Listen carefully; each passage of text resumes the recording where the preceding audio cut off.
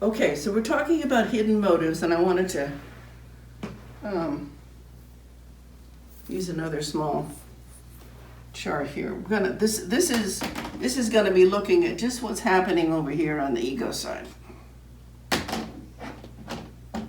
So here I am down here, and I've got problems, and maybe I go to a therapist, and I root around in my personal unconscious, and I look at my personal motives, and I think, well, I'm acting this way because, or I hate myself because my parents were so crappy to me and they didn't value me, or I grew up in the foster care system, or they played favorites with my siblings, or they were always criticizing me and putting me down, and so now I don't have much self-worth.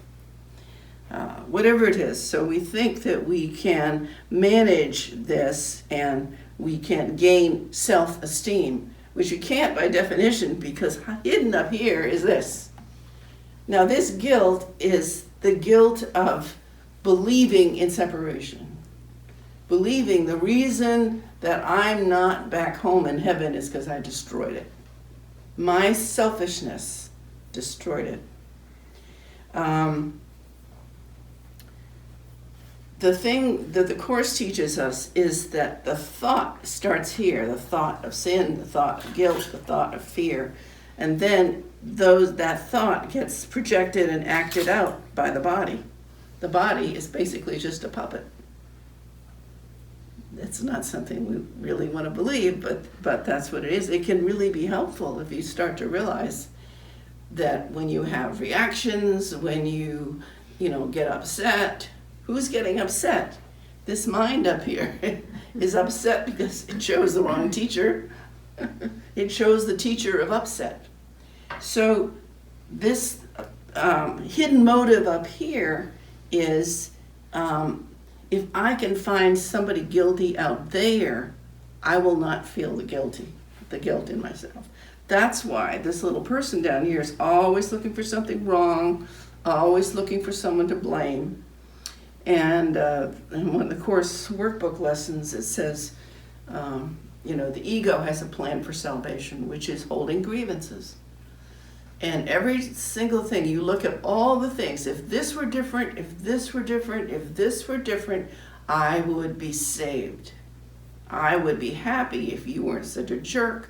I would be happy if I got a raise. I would be happy if whatever. So this is always looking to blame, always looking to find faults, always looking for other people's hidden motives, because it has hidden motives that it wants to survive. And as long as we never go above this, now this is the veil, what the Course calls the veil of amnesia. Maybe I look in my personal, but then maybe I look in family issues and my culture and national things going on, or religion, or I might root around, I might start investigating past lives. Oh, that's the reason that I'm feeling the way that I feel. It's because somebody killed me in my past life, and I feel, or I killed somebody in my past life. That's why I feel guilt, because I killed somebody. So we root around here, but we're going to stay absolutely stuck.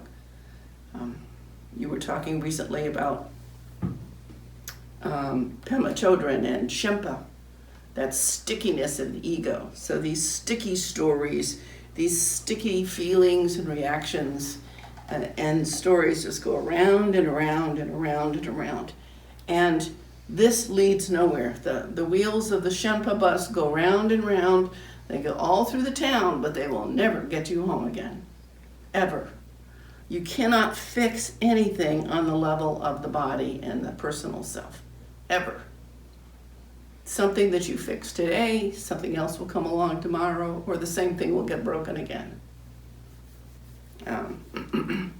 Sometimes that same thing enters into forgiveness. People think, oh, I just really worked through that relationship. I really forgave my mother or my father, or whatever it is.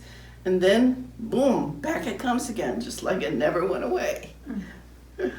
And that's because this mind, which wants to stay asleep, its purpose is to stay asleep, keep us asleep,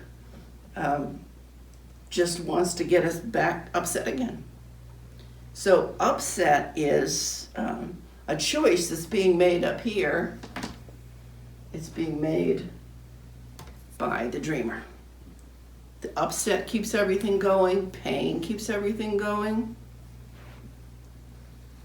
And I was reminded of, I don't read the Bible very much, but this just came to my mind, this something that St. Paul said in Romans. He said, I do not understand my own actions, for I do not do what I want, but I do the very thing I hate. And we've all experienced that. We've got our great plans, I'm going to do this and this and this, it's all going to be perfect, and then I don't do it, or I do the very opposite thing. I know I shouldn't drink, but I go out and drink.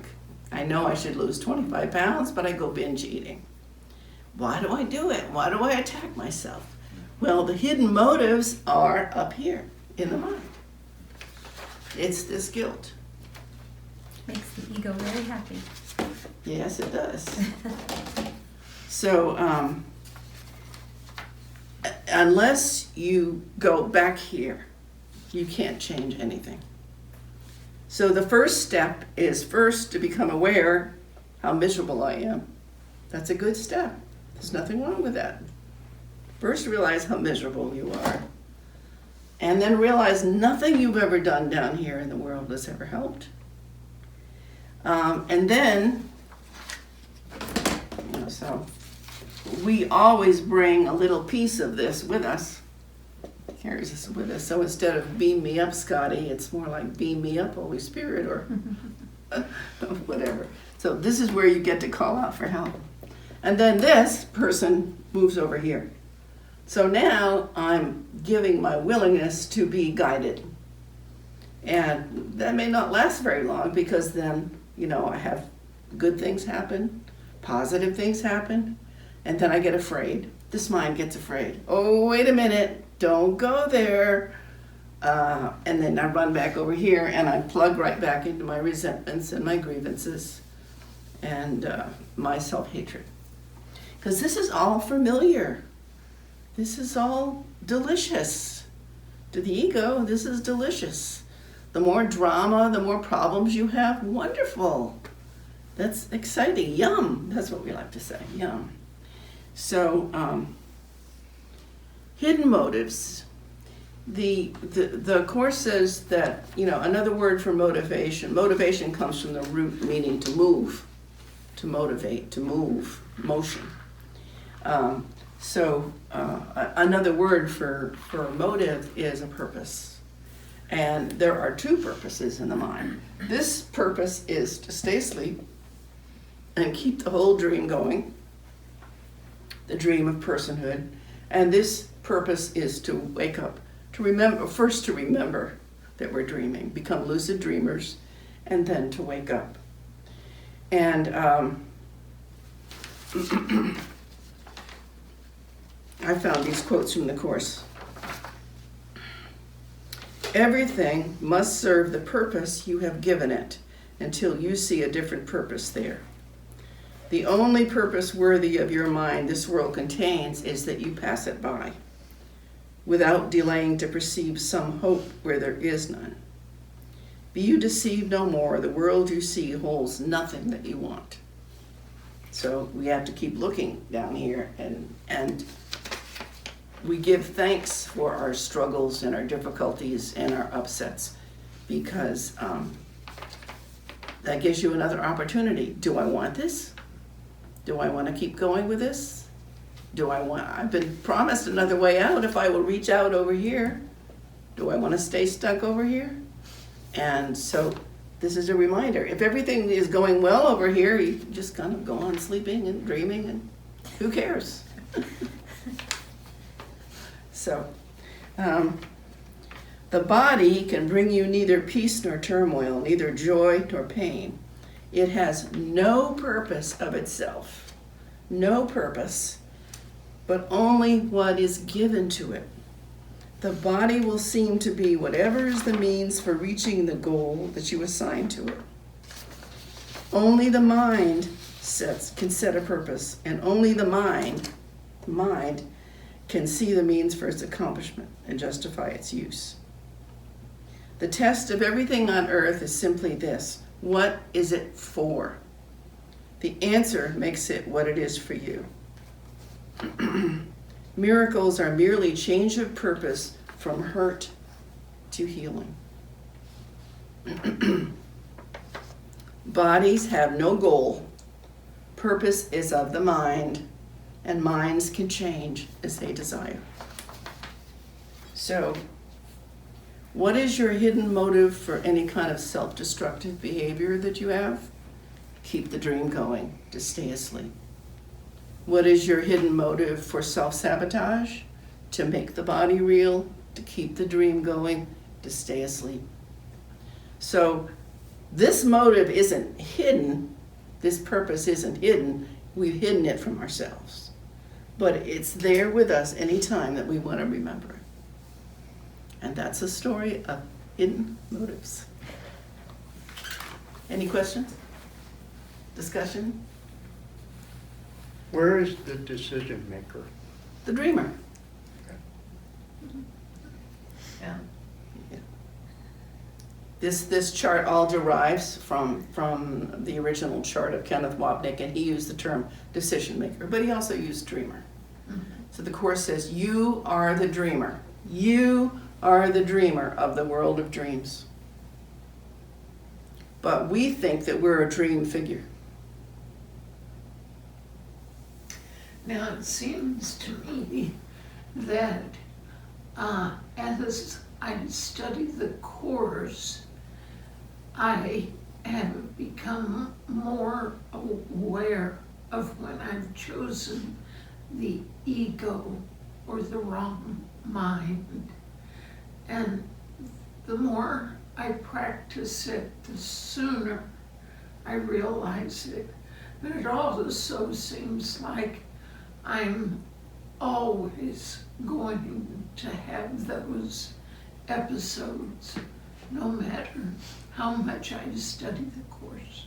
Mm-hmm. Sometimes I think of it in terms of Pavlov's dog. You know, we're all conditioned to be egos. We're conditioned to be selfish. We're conditioned to blame and find things wrong, and we're conditioned to get upset or whatever it is we do as a typical pattern. So if you were trying to recondition Pavlov's dog, it's going to take a while, and you're still going to salivate, you know, when these different situations arise. I was thinking about going to the dentist, and I had bad experiences as a child with a dentist, and no matter how many years or how many wonderful dentists I've had, I still get tense every time I go to the dentist. Yes. So, you know, even preparing for doing this, I still get tense. That's a good example. Didn't know exactly what I was going to say, but I kept having to trust. Whatever needs to be said will be said. So yeah, you just do the best you can. You watch yourself salivate. Thank you so much. I was just going to say, it occurred to me when you were talking about on the yellow sheet, the right mind, the Holy Spirit, Jesus, presence, awareness, all of that, that the reason that it may be the reason that it's so hard sometimes to get in touch with that, you know, to take Jesus's hand to move forward, is that the ego really throws a lot in our way. It makes it even harder, and it tells you don't deserve this. Yeah, and they're going to ego's- judge you. Yes. Yeah. Yeah, and the ego's whole, what is it? The ego's goal is seek and do not find, Mm-hmm. and so it really is very good at blocking that sort of thing, that connection. Absolutely. Yeah. That it? Thank you. Thank you. Thank you.